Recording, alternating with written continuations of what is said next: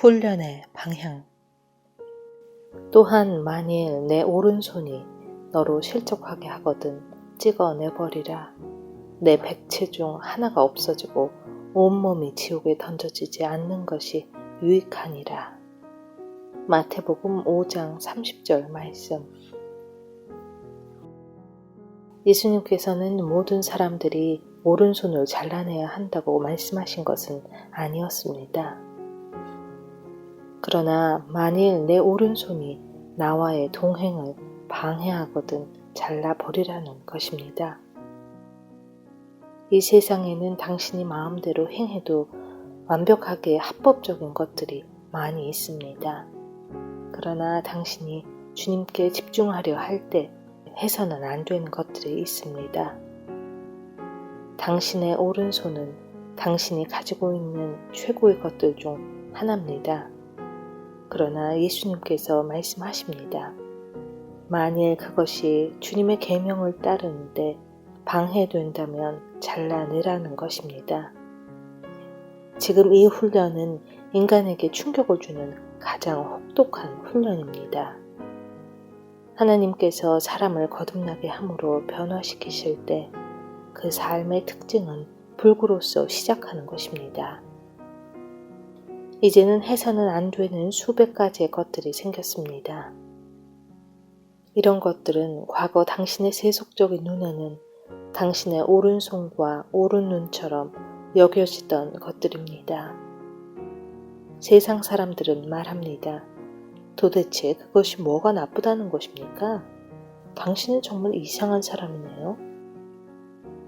성도로서 불구의 삶으로 시작하지 않는 사람은 절대로 없습니다. 그러나 불구지만 하나님의 눈에 아름다운 삶을 시작하는 것이 사람의 눈에 아름답지만 하나님의 눈에 불구인 삶보다 낫습니다. 처음에는 예수 그리스도께서 주의 성령으로 당신의 많은 행동들을 막으십니다. 그 행동들은 당신에게는 합당치 않지만 다른 모든 사람들에게는 완벽하게 합당할 수 있는 것들입니다.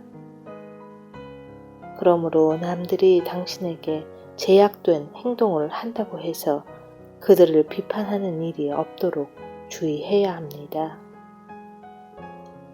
영적 삶의 출발은 불구의 삶입니다. 그러나 예수님께서는 완벽하게 온전해진 삶의 그림을 제시하십니다. 하늘에 계신 아버지의 온전하심과 같이 너희도 온전하라.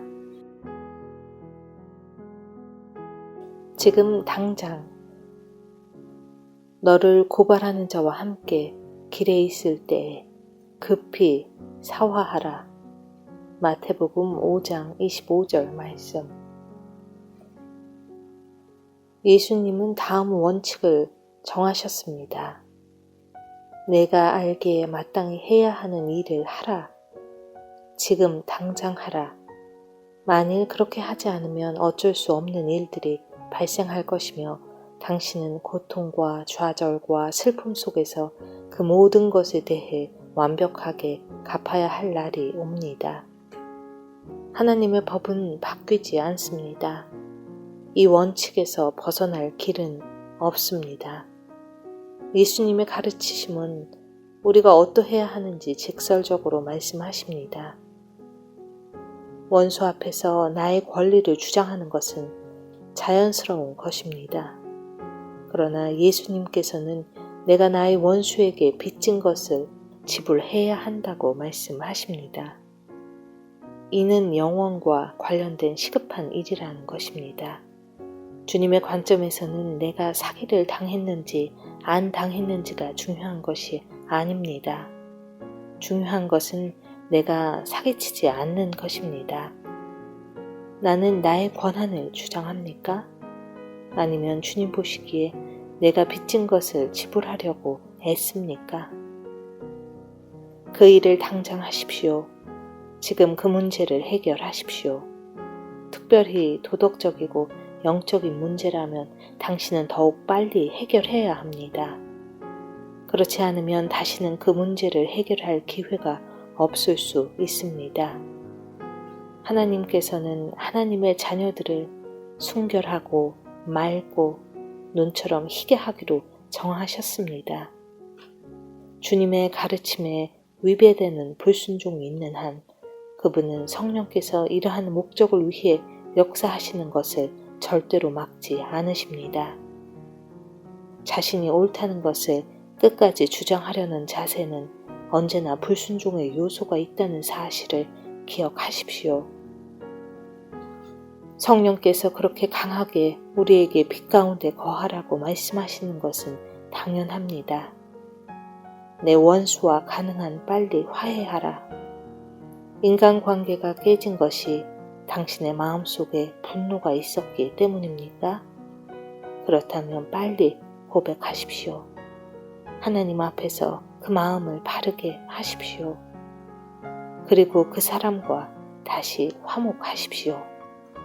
지금 당장.